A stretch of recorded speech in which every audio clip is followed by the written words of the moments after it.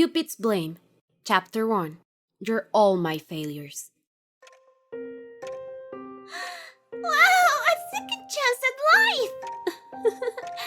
It sounds so simple. There's no way in hell I'm doing what this weirdo says. There's gotta be a catch. Can't we just stay dead? Did he say marriage? These were the thoughts running through the heads of the 6 young people standing in the grand hall of heaven, as a cherub called Cupid, a handsome man in a modern colorful outfit, sat on a large ornate chair and handed down their fates. I can read your thoughts, you brats. He loudly slurped the last drops of his drink through the straw, his angelic features completely lost in the uncouth manners. Anyway, it seems you'll get the gist of it, yeah? But don't get it wrong, I'm not giving you a second chance at life. You're earning it, got it? You're only going back down there temporarily until you fulfill my conditions. Then it's up to you if you get to stay or not. His words were still too confusing for them to fully grasp, so they received no answer, which Cupid took as a sign to continue, adjusting his heart-shaped sunglasses up his nose. What? Did the accident mess up your brains too? No, it's just, One of the 3 boys finally talked. The other teenagers looked at him, and their collective gazes piercing him made him hesitate for a moment. He took a long breath to unscramble his thoughts, running a hand through his dark hair before deciding to start from the beginning. You're saying all of us died during that bus ride on the school field trip, right? At the same time? Yep. And you're an angel trying to save us? Cupid made a noise at that question, disgusted. Ugh, you? No! I'm a cherub! Angels are nothing but bootlickers! I actually have a job, and that's to make sure everyone falls in love with someone and gets to experience the glory of the divine through love. Or something. Or something? Listen, little boy. Do you need me to repeat myself? Here goes. I'm gonna bring you back to life. If you want to stay alive, you have to find a mate. Marry them, protect them from all harm, and all your petty wishes will come true. That's the Cupid guarantee. Now tell me that doesn't sound like a sweet deal? It doesn't! At all! One of the other guys immediately snapped back. He looked ready to get into a physical fight. Fist clenched and teeth bared. Cupid lowered his glasses to look at him, condescendingly. Yeah? What's the problem there, Blondie? Don't you want to go back to the world of the living? Of course I do! I'm sure we all do! But this is stupid! His face, red from anger, was now red for a different reason as his voice began to crack. First of all, we're all too damn young to get married! We're not even out of high school yet!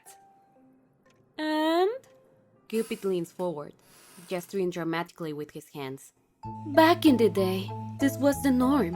I don't control what society condones or condemns, and I honestly couldn't care less. You might think you're too young, but in another time, you'd all be spinsters and bachelor rejects already! The angry boy couldn't do anything but growl at him as Cupid continued, in a slightly more annoyed tone this time. Besides, you don't get to pick how or why you get to go back. I do, and this is what I want! His heavy reply silenced the room again, until the girl with long pink hair politely raised her hand to speak in a quiet voice. Why are you doing this, Mr. Cupid? The girl lowered her hand once she had his attention. This is a very generous offer. I don't suppose you do this kind of thing often, do you? Cupid blinked, then grinned with pride. You're right. I don't. I'm simply a very kind individual, just as you said. When all 6 of you died so suddenly, I couldn't help but feel sorry for you. You're all so young. None of you ever got the chance to properly experience love in your short lives. I thought you said we were spinsters, interrupted a short girl with silver unkempt hair. Cupid had been caught in his own contradiction, but his panic lasted only a second. He cleared his throat and slumped back down on his chair. Fine. Yeah. You wanna know the truth? The truth is you're all losers when it comes to love. All of you. Total failures. He could feel the glares he was getting from them as sharp as knives. But you're all my failures. That got their attention immediately. Please, elaborate. The green-haired male requested politely. Oh? You want me to explain why you're all failures specifically? Fine with me. Cupid straightened up, magically poofing a few sheets of paper onto his hand. He pushed his sunglasses above his forehead and began to read. You say wild. The blonde boy with the short temper reacted upon hearing his name. Huh? You act tough. You look tough. But you're actually very afraid of girls. You're the only one here who has gone out with someone before, but only because you were terrorized into it. Yusei was frozen in place. His mouth was making sounds as if trying to form words, but nothing came out.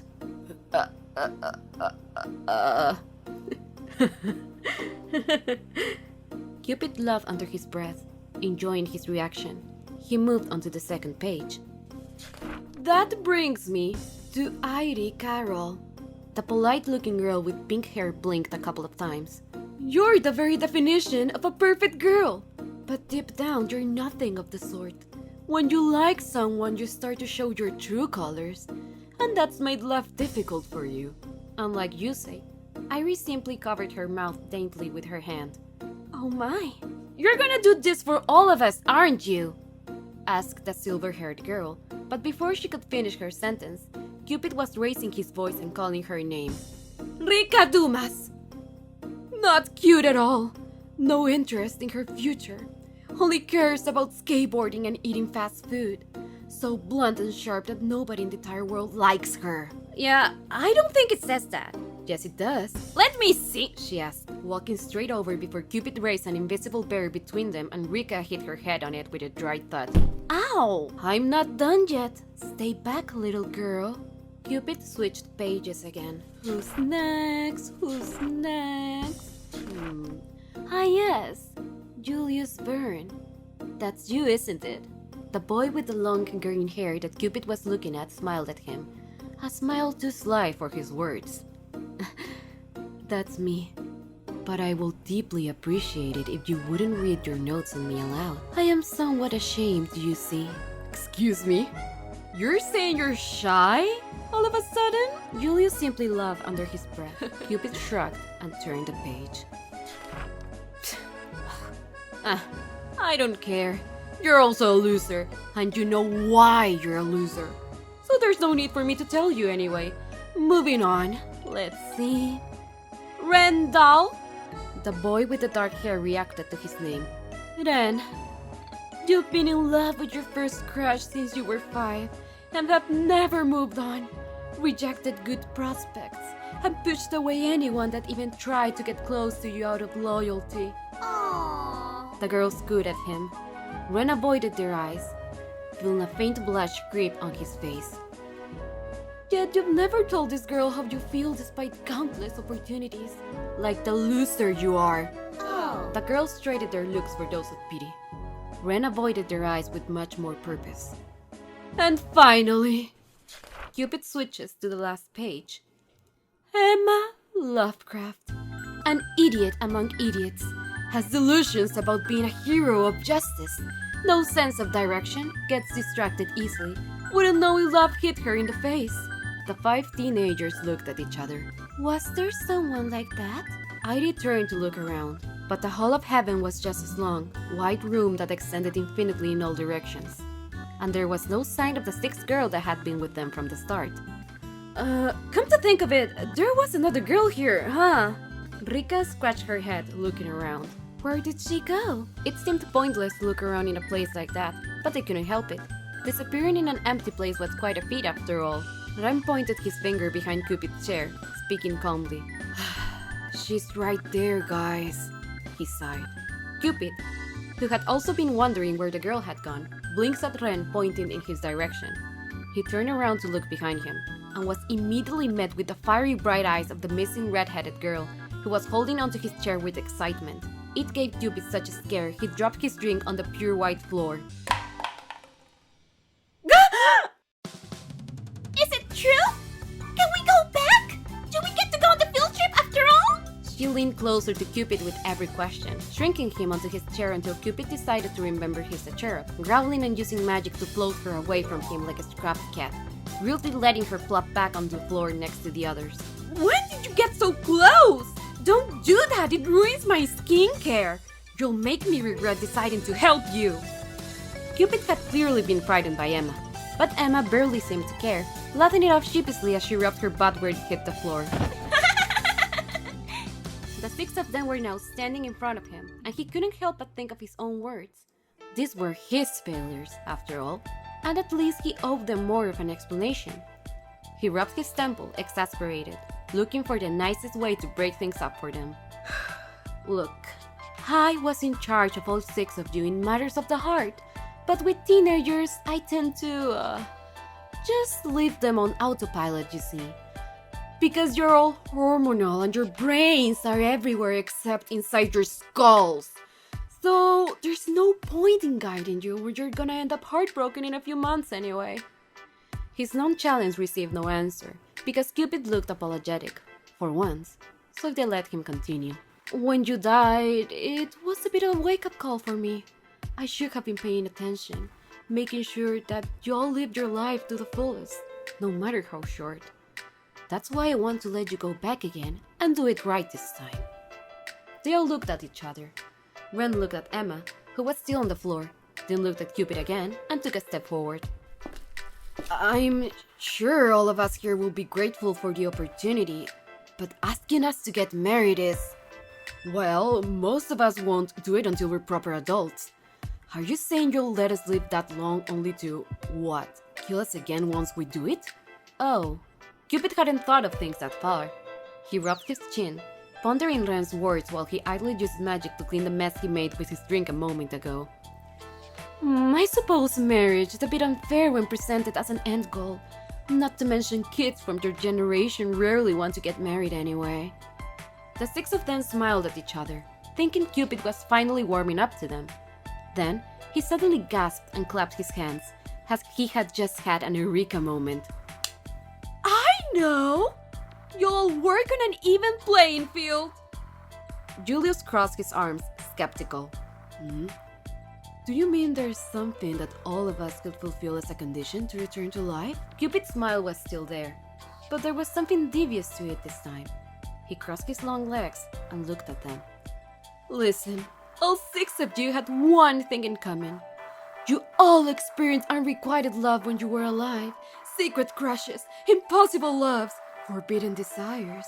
Yet none of you ever got to feel what it's like to be loved back by your beloved. A gloomy aura enveloped them all the moment they heard those words. Their thoughts were all racing towards that one love. The person they fell for at one point I could never have. Some of their heartbreak was fresh, some only had faint memories of it. But ultimately, Cupid was right, so they all stayed quiet. All except Emma, who gasped loudly. How do you know that? It broke the tension between the other five, but it only irritated Cupid. Of course I know, duh! A few of them snickered at her. So even someone like Emma... Ren murmured under his breath. Yusei shook his head. Alright, so what now? We go back and let ourselves be vulnerable and shit, like in Not to Fall in Love Again or some corny thing like that? Oh goodness, no! You've already experienced falling in love, so there will be no point! What you're missing is... reciprocation! Huh? Cupid finally stood up from his chair, raising his hands to conjure with magic an impressive illusion of a translucent tree above his head, where the ranks of angels appeared listed along with their names in a language none of them could understand. He pointed near the top. Angels are the messengers of God. They get to come and go through the realms as they see fit, and they get to revive anyone they deem worthy. They're show-offs and we don't like them. He pointed to the bottom of the tree. Cherubs, which include all the Cupids, are around here. We're treated no better than worker ants, and we don't have enough power to bring back to life more than one person at a time. We can try it again once someone we revive dies, but doing it for more than one person for too long is unheard of. Huh? Yusei snapped. So that means you're weak! We can't go back then! The tree disappeared with a flick of Cupid's hand. The same hand he used to magically zip Yusei's mouth shut. Not exactly. You see, other than just sex, I was also in charge of 2 others. Unlike you all, they've never fallen in love, but they're at the cusp of a hormonal breakthrough that's going to drive them absolutely bonkers insane. So, they're late bloomers, Rika added. Very much so, Cupid nodded. Your mission will be to make them fall in love with you, and for you to go out with them as a couple. Huh?